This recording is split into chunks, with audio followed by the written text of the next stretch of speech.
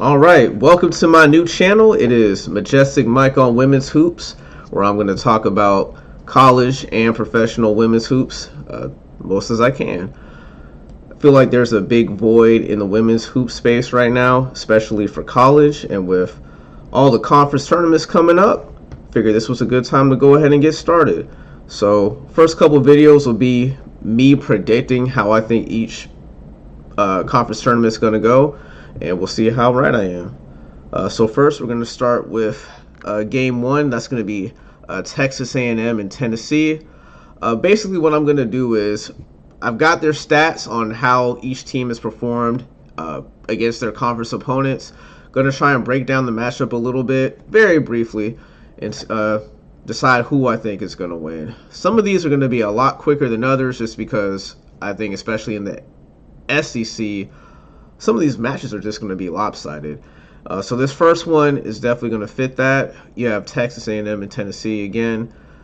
For example, Texas A&M's points per game, 57.9. Tennessee, 80.3. Big discrepancy there. They played once on January 2nd. Tennessee won at Texas A&M, 91-78. I think Tennessee wins this easy. Not going to spend too much time on that. Second game, I think, is going to be a lot closer and a lot more competitive. That's going to be Arkansas versus Georgia. Arkansas average points per game is 63.2. Georgia's is 60. Arkansas allowed 84.1 points per game, and Georgia allowed 73.9. I'm picking Georgia for this one. Georgia they're on a 2-game win streak to end the season with Auburn and winning at Tennessee. I actually watched that Tennessee game. Georgia also beat Arkansas at home earlier, 62-61. And for me, my opinion, Arkansas is just one player, and that is Izzy Higginbottom. It is the Izzy Higginbottom and Friends show. If she has an off game, I think it's pretty much a done deal. So I'm going to pick Georgia for that one. Third game, Missouri versus Mississippi State. And I will admit that I have not watched either of these teams play at all this whole season. It's not too many teams I could say that about, but both of them are going to fit that. Missouri, they played previously on January 27th, and Missouri won 78-77 at home. So very, very close game. I feel like Mississippi State just has a better offense, and they get a lot of steals, and they foul a bit less. And to support that, Missouri averages 64.6 points per game. Mississippi State, 73.8. Mississippi State averages 8.6 steals per game. Missouri, 6.6. Missouri also average 20 fouls a game. And Mississippi State averages 16.9. I think I'm going to go with Mississippi State on that one, like I said. Next game is Auburn versus Florida. Have not watched a lot of Auburn at all. At all, I can admit that. And I've watched Florida, and when I've watched them, they've disappointed me. Florida just has not played well whenever I watch them. But I do like them still, and I do think, next year and maybe another year down the road, they're going to be a pretty decent team. They played once. Auburn won at home, 74-51. They played on January 26th. My note says, by talent, I do feel like it should be Florida. And I said Florida will let you down, but I'm willing to go with them. I do think Florida just has the better offense. And I think if they're clicking and have a good day, they can pull it out. Okay, so now we're in the second round. First game is going to be Vanderbilt versus Tennessee. Let's see, where do I want to go with this one? So when they played once on January 19th, and it was a very close game. Vanderbilt won at home, 71-70. I do feel like Cooper is hurt for Tennessee, but I do think either way, Vanderbilt wins. Vanderbilt has couple high-scoring players. You might have heard of Michaela Blakes. I think that's her last name. Had a couple of 50-point games already this season. They also have Vanderbilt as a whole also shot 80.6% from the free throw line, and I think that's going to be big, especially come tournament time. They also average 11.3 steals a game, which is a lot, and they don't really turn over the ball as much either. So even if Cooper plays, I'm going with Vanderbilt for that one. Next game, I did not write a lot at all. It's Oklahoma versus Georgia. I think Oklahoma wins this easily.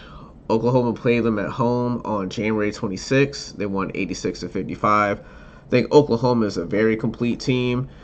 They just can't compete as well with the supreme top tier teams in the division, but I think they can handle that. Next game is Ole Miss versus Mississippi State. Now, I do have a couple players I like for Ole Miss, specifically Star Jacobs. This is one of my faves. Ole Miss won at Mississippi State 71-63 on January 19th. And Ole Miss has a great defense. And surprisingly, they score more than I thought. They score 72.8 points per game. And I already know they're going to bring the defense. So I'm going to go with Ole Miss for that one. Next game, Alabama versus Florida. Did not write a lot on this one at all. Said Alabama wins with low difficulty. Alabama won twice. They played on January 2nd. They won 79-69. And they played February 6th, and they won 84-66. I think they pretty much win that. No problem at all. Third round, Alabama versus LSU. Flage is not playing in the tournament for LSU. And the last time they played each other was on February 27th. Alabama ended up winning 88-85 in overtime. Flage also played that game. LSU lost to Ole Miss the one game without Flage, and it seems like they're a completely different team without her. Could go the other way. Maybe LSU gets a little more comfortable without having her there, but I do feel like Alabama will come out on top. Next game is Ole Miss versus Texas. Texas is just by far the better team. In the conference, I feel like South Carolina and Texas are in a league of their own. They did play on January 26th, and Texas won 61-58. That game was much closer than I thought, but I do think Texas will be ready this time. After that, we have Oklahoma and Kentucky. Let's see. This one was a little hard for me to figure out, so I'll call out some stats real quick. Oklahoma averages 82.6 points per game in the SEC. Opponent averaged 75.4. For Kentucky, they scored about 74.3 points per game, and their opponents averaged 65.8. So they play really good defense. Let's see if there's anything else that really stands out here. Oh, Oklahoma turns the ball over a lot. They average 20.7 turnovers per game. Meanwhile, Kentucky averages 13.4. Oklahoma also fouls a lot more. They foul 20.8 fouls per game, and Kentucky was at 16.4. And honestly, I had Oklahoma winning at first, and then after looking at some of those stats, I switched to Kentucky. I think it'll be a good team that's ready to play. Kentucky won when they at Oklahoma on February 2nd, and the score was 95-86. Georgia Amore had 43 points. I still think even without her having a great day, I think Kentucky's going to win that. And now South Carolina finally gets to play. I'm extremely biased when it comes to South Carolina. That's where I'm from. That's my team. Either way, I just put South Carolina's going to beat Vanderbilt. They played February 23rd, and South Carolina won 82-54. Enough said. Moving on. Semifinals, South Carolina versus Kentucky. Very brief notes on that. I said we literally just had this game. South Carolina won in Columbia on March 2nd, 78-66. I think they win again without any trouble. Then we have Texas and Alabama. Texas is leaps and bounds better. And I think Alabama would have to be very efficient from the three-point line to win. I know they played each other earlier. I don't have that up. But I can pull that up real quick. Give me 1 second. See if I can find it.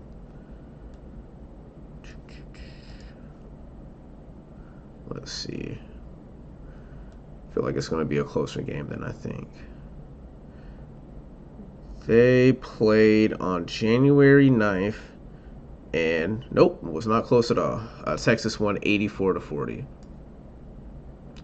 And I think it'll probably be a closer game this time, but yeah, no contest though. And so that means for the championship game, I have South Carolina versus Texas. Try and break this down a little bit. South Carolina averaged 81.1 points per game. Their opponents averaged 57.9. Meanwhile, Texas scored 71.3 points per game, and their opponents averaged 56.8. Free throw rate of South Carolina 16.3, Texas 14.9. Free throw percentage, South Carolina 78.2, Texas 76.5. Not too much significant differences here. They split 2 games. Whichever team was the home team won. Personally, I do think South Carolina is better, and I think they're a little hungry after having all of these losses, and especially that embarrassment they had to UConn a couple weeks ago. So I think they get the job done, win the title, and try and make sure they get a 1 seed in the tournament. So that is the winner for the SEC tournament for 2025. My South Carolina Gamecocks. Let's see if I'm right.